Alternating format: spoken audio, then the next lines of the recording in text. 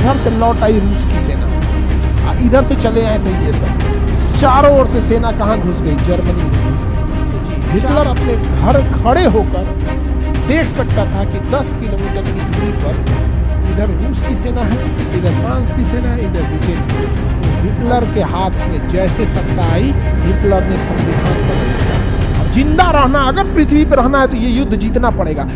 मारा सब यहूदियों ने मिलकर 6 देशों को हरा दिया।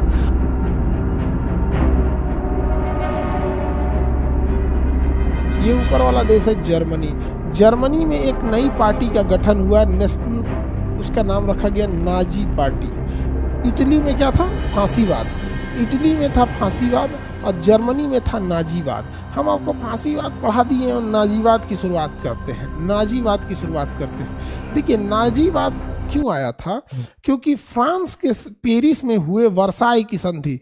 कौन सी संधि, वर्साई की संधि। वर्साई की संधि जबरदस्ती जर्मनी के ऊपर थोप दिया गया था। यह एक अपमानजनक संधि थी जिसमें जर्मनी को बहुत चीज़ें भुगतना पड़ रहा था।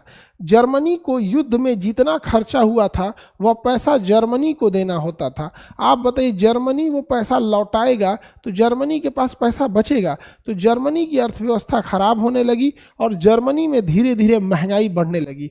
और जब कभी भी किसी देश की अर्थव्यवस्था गड़बड़ होती है, महंगाई बढ़ती है, इन्फ्लेशन हाई रेशियो हो जाता है, राष्ट्र संकट में आता है, उस समय यदि कोई प्रखर नेता उत्पन्न होता है तो वो बहुत खतरनाक समय होता है। इसी समय जन्म लेता है, जन्म तो बहुत पहले ले लिया था, इसी समय आता है हिटलर। हिटलर अपनी एक नई पार्टी बनाता है जिसका नाम रखा जाता है नाजी पार्टी, नाजी दल। 1920 में हिटलर एक नया दल बनाता है, कहता है नाजी दल, और लोगों को कहता है कि क्या हिटलर भाषण देने में बहुत खतरनाक था एकदम।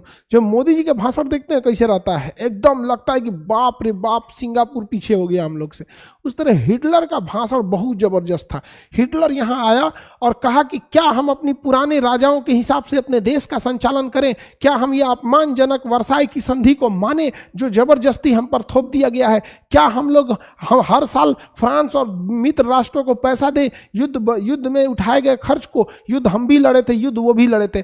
कौन ऐसी सेना है, कौन सी ऐसी ताकत है जो हिटलर को मना कर सकती है नौसेना रखने के लिए। वर्साई की संधि में कहा गया था कि जर्मनी की सेना 1 लाख से ज्यादा नहीं होगी। हिटलर ने कहा कि क्यों नहीं हम अपनी सेना 1 लाख नहीं रखेंगे ज्यादा, यदि पूरी दुनिया यह कहे कि हम भी अपनी सेना 1 लाख से ज्यादा नहीं रखेंगे तो ही हिटलर मानेगा, अन्यथा हिटलर भी अपनी सेना 1 लाख से ज्यादा रखेगा। वर्साई की संधि में कहा गया था कि जर्मनी के पास एयरफोर्स नहीं रहना चाहिए। हिटलर ने कहा कि हमारे इंजीनियरों को जब जहाज बनाने आता है तो हमारे पास एयरफोर्स क्यों नहीं रहेगा, हमारे पास एयरफोर्स क्यों नहीं रहेगा। तो इसने भी क्या किया था, एयरफोर्स रखना चालू किया। वर्साई की संधि में कहा गया कि जर्मनी पनडुब्बी नहीं रखेगा, इसने पनडुब्बी भी रखना चालू किया। धीरे धीरे जर्मनी जो था, जर्मनी में हिटलर का वर्चस्व बढ़ने लगा और लोगों ने कहा कि यही वह व्यक्ति है जो जर्मनी का खोया हुआ सम्मान वापस करेगा।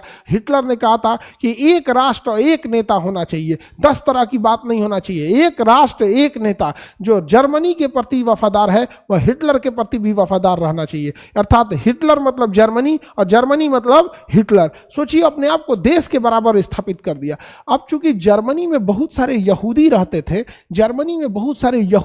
थे, यहूदी जिन्हें ज्यूस कहा जाता है, अभी वो इजराइल में सबसे ज्यादा रहते हैं, उस समय वो सबसे ज्यादा जर्मनी में रहा करते थे और वह यहूदी हिटलर को पसंद नहीं करते थे। हिटलर ने जब वहां म्यूनिक्स की सत्ता उखाड़ फेंकी, जो वहां का शासक था उसको हटा दिया, हटाने की कोशिश किया, तो हिटलर का तख्ता पलट कर रहा था। जब सेना अब तख्ता पलट करती है, सरकार की खुद कब्जा करना चाहती है, तो उस समय हिटलर विफल हो गया, जिसमें यहूदियों ने हिटलर का साथ नहीं दिया, ना पैसे से दिया ना कूटनीति से दिया, और हिटलर को जेल कर दिया गया 1933 में। हिटलर जब जेल चला गया तो जेल में हिटलर कोई अपराधी बन के नहीं बल्कि एक क्रांतिकारी बन के जेल में गया था। और जैसे जेल में जितना दिन हिटलर था, उस हिटलर की जो नाजी पार्टी थे जेल के बाहर आंदोलन पे आंदोलन करते थे कि हम ये सरकार को उखाड़ फेंको, इसने क्रांतिकारियों को जेल में रखा है। आखिर हिटलर क्या कह रहा था? हिटलर यही न कह रहा था कि जर्मनी का सम्मान लौटाएंगे, जर्मनी अपनी सेना रखेगा, जर्मनी अपनी वायुसेना रखेगा, जर्मनी अपनी पनडुब्बी रखेगा, जर्मनी किसी को पैसे नहीं देगा, जर्मनी सम्मान से जिएगा। उसको ये राजा जेल डाल दिया, जेल से बाहर निकालो। बाहर हंगामा हो रहा था। हिटलर ने जेल में अपनी एक आत्मकथा लिखा जिसका नाम था मीन कैंप। हिटलर जेल के अंदर कहानी लिखा, इधर हिटलर के बाहर पूरा का पूरा मजमा तैयार हो गया था। मजबूरी में वहां पर हिटलर हिटलर को छोड़ना पड़ा। और हिटलर जब बाहर आया तो हिटलर के हाथ में जैसे सत्ता आई, हिटलर ने संविधान बदल दिया और संविधान में इमरजेंसी लगा दिया और संविधान बदल के संपूर्ण सत्ता अपने हाथ में ले लिया। उसने यहूदियों को कहा कि तुमने मेरा साथ नहीं दिया था, यहूदियों ने साथ नहीं दिया, तो यहूदियों के लिए एक बहुत बड़ा क्लासरूम बनवाया, बहुत बड़ा क्लासरूम, तो बड़ा सा क्लासरूम बनवाया गोदाम टाइप का, और सारे यहूदियों को उसी में भर देता था।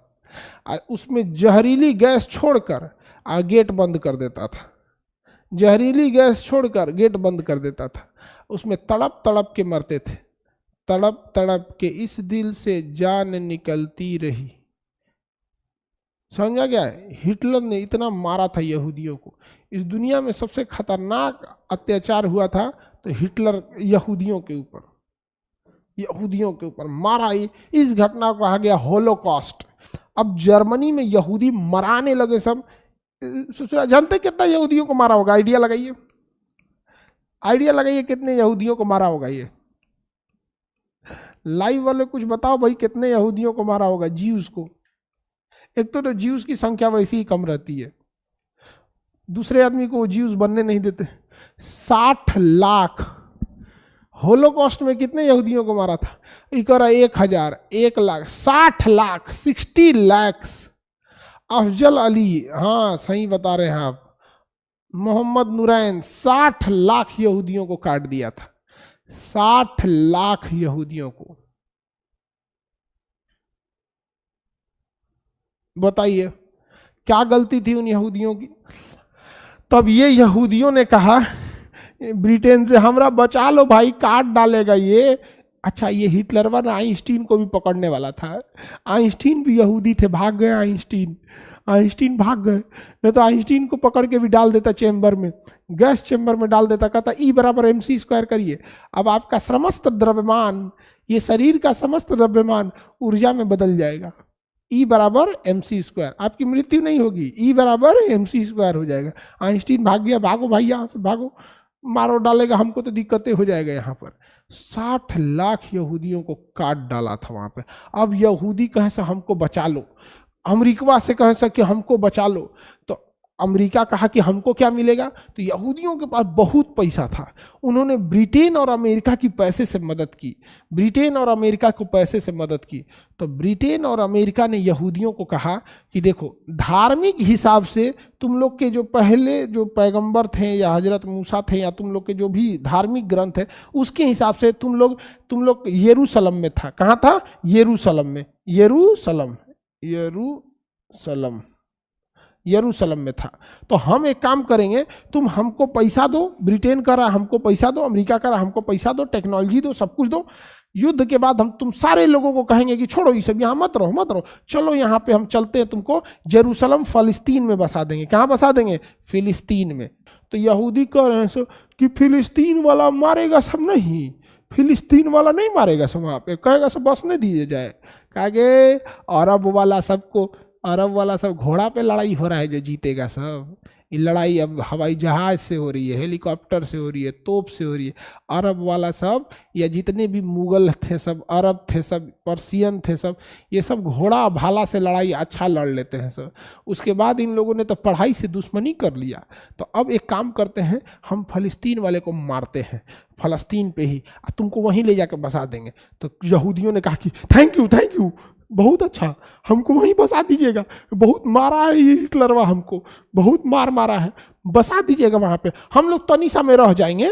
तो जब युद्ध खत्म हुआ तो ब्रिटेन और अमेरिका ने इन लोगों को ले जाके कहाँ बसा दिया? फिलिस्तीन में बसा दिया। तो फिलिस्तीन वालों ने कहा कि हमारा जगह है, हमारे यहाँ का है, बसा रहे हो? तो कहा कि भाई आधा में तुम भी रह जाओ, आधा में ये भी बेचारा रह जाएगा सब। तो अरब वाला मिल के धाए मारने लगा सब, भागो यहाँ से, भागो, तुमको नहीं रहने देंगे। बस अब बताओ ये यहूदी क्या करे सब? यहूदी लड़ाई लड़ने लगे सब। 1945 में इस जगह पर यहूदी जो आए सब यहाँ पर, जिन्हें हम ज्यूज कहते हैं या फिर जिन्हें हम यहूदी कहते हैं, यहूदी कहते हैं, या ज्यूस कहते हैं। अब इन लोगों ने कहा कि भैया हम युद्ध लड़ रहे हैं जिंदा रहने के लिए, क्योंकि वापस जर्मनी जा नहीं सकते हैं और यहाँ अरब वाले हमको रहने नहीं दे रहे हैं। तो उन्होंने कहा कि जर्मनी में हिटलर हमें ज्यादा खतरनाक मारता है, ये मुसलमानों से तो हम लड़ लेंगे, यहाँ अरब वाले मुसलमानों से हम लड़ लेंगे, इनको हराना मुश्किल नहीं है। अब यहाँ पर यहूदियों ने मारना चालू किया अरब वालों को, तो अरब वाले सब भाग गए, सब मैदान छोड़ के। तो जो आधा जमीन फिलिस्तीन का यहूदियों को दिया गया था वो आधा से ज्यादा कब्जा कर लिया। फिर फिलिस्तीन वालों ने कहा ये तो और नाइंसाफी है, गलत हो रहा है, ऊपर वाला देख रहा है, तुमको जब आधा दिया गया तो तुम उससे ज्यादा काहे कब्जा किया। फिर बम मारेंगे, तो उधर से सीरिया मारा, जॉर्डन मारा, मिस्र मारा, सब मिलके मारे सब। यहूदियों ने कहा कि भाई जिंदा रहना, अगर पृथ्वी पर रहना है तो ये युद्ध जीतना पड़ेगा। मारा सब, यहूदियों ने मिलकर 6 देशों को हरा दिया और 80% पे कब्जा कर लिया। फिर कहा कि हे भगवान तुमने, या खुदा 80% पे तुमने कब्जा कर लिया, तुमको तुम कोड़ फूट जाएगा तुम्हारा, आंख बह जाएगा तुम्हारा, कान भड़क जाएगा तुम्हारा, नाइंसाफी हो रही है, हम तुमको बर्बाद कर देंगे। फिर मारा सब इसको, तो फिर मारा तो कहा कि ले औरों कब्जा कर लेते हैं, तो 90% कब्जा कर लिया, 90% कब्जा किया। फिर बेचारा पीटा उठा के शांत हुआ सब। फिर कह रहा है कि नहीं तुम्हें पता नहीं है हमारा इतिहास क्या है, हम बहुत ताकतवर हैं, हमारी डायरेक्ट बात फरिश्तों से होती है, उल्का पिंड गिरा देंगे तुम्हारे ऊपर, जल जाओगे, भस्म हो जाओगे, सूरज उतार देंगे तुम्हारे खोपड़िया पे, भाग जाए यहाँ से। इजराइल का फिर मारा, धाए दे मारा, 95% कब्जा कर लिया। बद्दुआ देने से और इतिहास गिनाने से नहीं होता है। आज भी अरब वाले अपनी कमजोरी देखें, ये एकमात्र लोग हैं जो पढ़ाई का विरोध करते थे। दुनियावी तालीम क्या होगा भाई, दुनिया में अगर शान से रहना है तो दुनियावी तालीम की तो जरूरत है ही है, समझ आया। मार के कब्जा कर लिया। आज कहते हैं लोग इजराइल वाला, तो अब 7% पे बचल है सब, जिनका ही फिलिस्तीन 100% था ना, आज उनके पास कितना परसेंट है, 7% है। अभी 7 अक्टूबर को पिछले साल हमास वाला फिर मार दिया इजराइल को, फिर मार दिया, कहा कि भागो यहां से भागो, 1200 लोगों को मार दिया। गलत किया भाई, 1200 लोगों को मारना है, आप फौज को मारिए ना, 1200 की जगह 12,000 फौज को मार दीजिए। फौज बनी है लड़ाई लड़ने के लिए, फौज बनी है लड़ाई लड़ने के लिए। हमास वाला उतरा सब सिविलियनों को मार दिया। बताइए, सिविलियन को मारा जाता है, कोई बूढ़ा आदमी है, कोई बच्चा है, महिला है, ये तो गलत किया। लड़ाई लड़ना है लड़ो, हम इंडिया पाकिस्तान की लड़ाई नहीं हुई है क्या, तो क्या हम लोग लाहौर में घुस के किसी के घर में मार देंगे? नहीं, हमारी फौज लड़ती है तो मारो उसको। इजराइल ने कहा रुक तोरा मारतो, यहाँ पे मार रहा, अभी ले मार रहा है इजराइल, धाए धाए मार रहा है। अरब वाला सब दूर से कह रहा है सब नहीं मारो, गंदी बात, नहीं मारो नहीं मारो, अरे मत मारो, हम अभी अभी बम गिरा देंगे यहाँ पे। बेचा कोइयों को हिम्मत है, अरब देश में किसी का हिम्मत है जो लड़ ले इनसे? अभी दुनिया में सबसे ज्यादा टेक्नोलॉजी यहाँ पे किसी के पास है नहीं? काहे तुम्हारे पास सेना नहीं है? अरब वाले भाई तुम लोग मारो, तो आप लोग तो भाई फरिश्ता हैं, हम लोग तो खैर नहीं मान के चलिए, हम लोग तो एक इंसान, मामूली इंसान, हिंदुस्तान वाले हम लोग। तो इसका खामियाजा मुसलमानों को भुगतना पड़ेगा। आज देखिएगा ना, मुसलमान लोगों में बड़ा चीजें, आप एजुकेशन में ना आप बहुत कम डिपार्टमेंट में जाके देखिएगा, अगर भारत में कोई बीमार पड़ा है ना तो मतलब सपोज कि उन लोग का बहुत इकोनॉमी में ज़्यादातर तो सऊदी अरब गल्फ कंट्री में लोग ज़्यादा जाके काम कर रहे हैं, और यहाँ की अर्थव्यवस्था में बहुत कम लोग बिजनेस में लगे हुए हैं। आप देखिए जुडिशरी में या कहीं पे भी बहुत कम चीज़ें ये सब मिलते हैं। हालांकि अब एजुकेशन की ओर बढ़ रहे हैं लोग अब भी एजुकेशन के लिए क्या हो रहे हैं, बढ़ रहे हैं। आगे बढ़े, अब यहां पे तो जर्मनी हो गया। जर्मनी की सत्ता किसके पास आ गई? हिटलर के पास। किसके पास आ गई? हिटलर के पास। हिटलर ने अपनी वायुसेना का गठन किया, मारा, पूरी तरह से इंग्लैंड को धो दिया, अपनी वायुसेना के दम पे धो दिया। इनकी वायुसेना का नाम क्या था? जर्मनी की वायुसेना का नाम था लुफ्तवाफ। लुफ्तवाफ। जर्मनी ने अपनी वायुसेना के दम पर धो दिया पूरी तरह से, किसको? ब्रिटेन को धो दिया था, ब्रिटेन को धो दिया था। जर्मनी ने अपनी नौसेना के दम पर पूरे इन देशों को धो दिया था, जिसका नाम था you boats, you boat. Germany की पनडुब्बियों का नाम क्या था? You boat. जर्मनी ने इन देशों को भी तहस नहस कर दिया। इधर फ्रांस को भी तहस नहस कर दिया, ब्रिटेन को, फ्रांस को भी तहस नहस कर दिया। कहा कि चट्टा कहीं का यहाँ करता है, यहाँ पर मिल के मारा सब। इटली भी मार रहा था, बेनिटो मुसोलिनी भी मार रहा था, कर तुमको भी मारेंगे, तुमको भी मारेंगे, क्योंकि याद कीजिए प्रथम विश्व युद्ध में इटली धुरी राष्ट्रों के साथ ही था, लेकिन इन मित्र राष्ट्रों ने लालच दिया कि मेरे साथ आ जाओ, जर्मनी को जब हम हराएंगे तो तुम्हें भी कुछ पैसा देंगे। तो इनका साथ छोड़ के इटलिया चल गया यहाँ पर, और उसके बाद जब प्रथम विश्व युद्ध खत्म हो गया तो इटलिया को झुंझुना थमा दिया। सब समझ में आ गया कि नहीं आ गया? तो इटली का मोह में हो गया था प्रथम विश्व युद्ध में। मोह में हो जाने की वजह से इटली ने दोबारा धुरी राष्ट्रों का साथ दिया था। जर्मनी ने तो तबाह करके रख दिया था। जर्मनी और ब्रिटेन, रूस के बीच में एक समझौता था कि रूस अनाज देगा जर्मनी को, और जर्मनी जो है मशीनरी हथियार देगा रूस को। तो अनाज और हथियार का समझौता था, लेकिन इस अनाक्रमण संधि को तोड़ते हुए जर्मनी ने आक्रमण कर दिया। किसके ऊपर? फ्रांस के ऊपर भी आकर, किसके ऊपर हमला कर दिया? रूस के ऊपर भी हमला कर दिया। वो पोलैंड को जीतने के बाद कहाँ हमला कर दिया? रूस पर हमला कर दिया। इसलिए देखिए, जो गलती जर्मनी ने फर्स्ट वर्ल्ड वॉर में किया था, आपको नहीं लग रहा है जर्मनी ने वही गलती सेकेंड वर्ल्ड वॉर में कर दिया?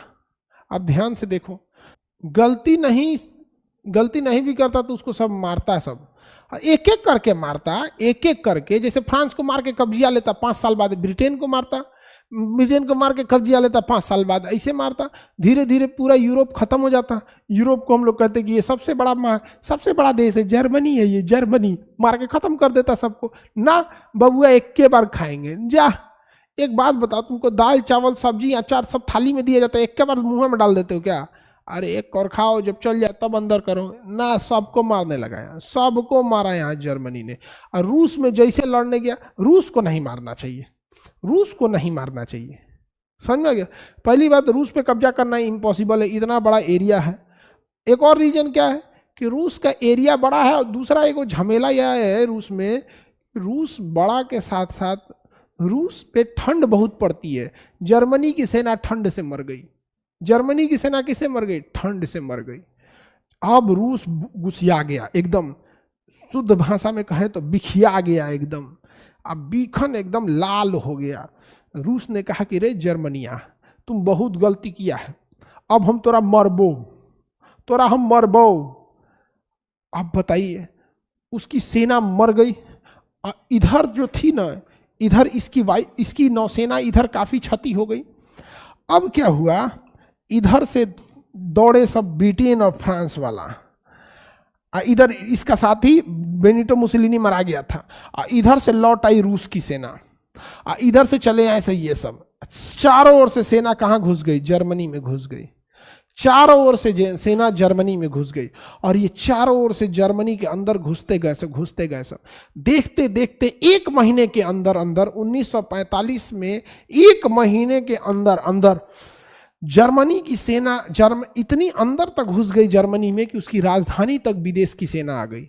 अब सोचिए, हिटलर अपने घर खड़े होकर देख सकता था कि 10 किलोमीटर की दूरी पर इधर रूस की सेना है, इधर फ्रांस की सेना है, इधर ब्रिटेन की सेना है।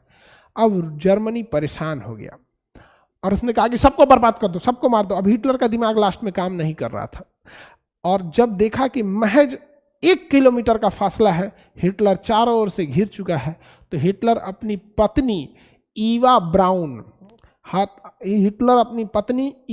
के साथ ज्वाइंट सुसाइड कर लिया। हिटलर अपनी पत्नी ईवा ब्राउन के साथ ज्वाइंट सुसाइड कर लिया। जहर की गोली दिया, गोली मार लिया यहाँ पर, और ज्वाइंट सुसाइड करके हिटलर मर गया। हिटलर ने कहा था मेरी लाश को जला देना, खत्म कर देना, वरना मरने के बाद ये लोग मेरे और पत्नी की लाश के साथ खिलवाड़ करेंगे। उसको जैसे बेनिटो मुसोलिनी की लाश को उसकी पत्नी के साथ नंगा करके चौराहे पे टांग दिया था। सही गलत था यार, किसी को मरने के बाद नहीं बोलना चाहिए। भारत में भी देखिएगा आप ध्यान से, कोई मर जाता है तो आदमी कहता है कि अब छोड़ो ना यार, अब तो दुनिया से चला गया, अब क्या बोलते उसको, नहीं समझे? कोई कितना भी बड़ा अपराधी हो, ये क्या कुछ भी हो, अब आदमी बोलता है कुछ नहीं। और हिटलर की क्या हो गई? मृत्यु हो गई। समझ में आ गया कि नहीं आ गया? सर पत्नियां को तो छोड़ देता, पता नहीं पत्नी का दुर्दशा कर देता सब, मार डालता सब, बहुत बुरे मारता सब वहाँ पे बेचारी से। समझ में आ गया। बड़े लोगों में यही तो होता है, दूर से लगता है कि बहुत अच्छी जिंदगी होगी, पास से इतनी टफ लाइफ हो जाती है। समझ में आ गया कि नहीं आ गया। हिटलर के मराने के बाद जर्मनी का विभाजन कर दिया सब। हिटलर के मराने के बाद क्या किया सब पता है? जर्मनी का विभाजन कर दिया सब। यहाँ से एक दीवार खींच दिया सब, बर्लिन की दीवार। क्या लगा दिया सब? बर्लिन की दीवार। इस एरिया को कहा कि रूस कहता है कि ये मेरा एरिया है, और ये वाले एरिया को फ्रांस, ब्रिटेन कहता हमारा रहेगा, फ्रांस कहता है मेरा रहेगा, अमेरिका कहता है मेरा रहेगा। तो यहाँ पर अमेरिका और वेस्टर्न कल्चर का दबाव था, तो यहाँ पर पूंजीवादी अर्थव्यवस्था मिलती थी। यहाँ लोग ज़्यादा ओपन माइंडेड थे, व्यापार बिजनेस ज़्यादा था, लोग ज़्यादा धनी थे। और इस साइड में रूस का दबदबा था, इसलिए यहाँ पे कम्युनिस्ट सरकार थी, सारा चीज़ सरकार के कंट्रोल में था, अर्थव्यवस्था कमज़ोर थी, लोगों के पास ज़्यादा रोजगार नहीं था। और ये रूस, जर्मनी दो भाग में बटा हुआ था, पूर्वी जर्मनी और पश्चिमी जर्मनी दोनों भाग में बटा हुआ था। और आपको जान के दंग रह जाइएगा कि 1989 में ये जाके आज़ाद हुआ है। बर्लिन की दीवार कब तोड़ी गई? 1989 में, यानी आप इसे 1990 भी बोल सकते हैं, 1990 बोल सकते हैं। सोचिए कितना साल हो रहा है इसको, 1990, 30-35 साल हो रहा है। सोचिए 30-35 साल में आज जर्मनी कहाँ चला गया, कितना डेवलप हो गया जर्मनी।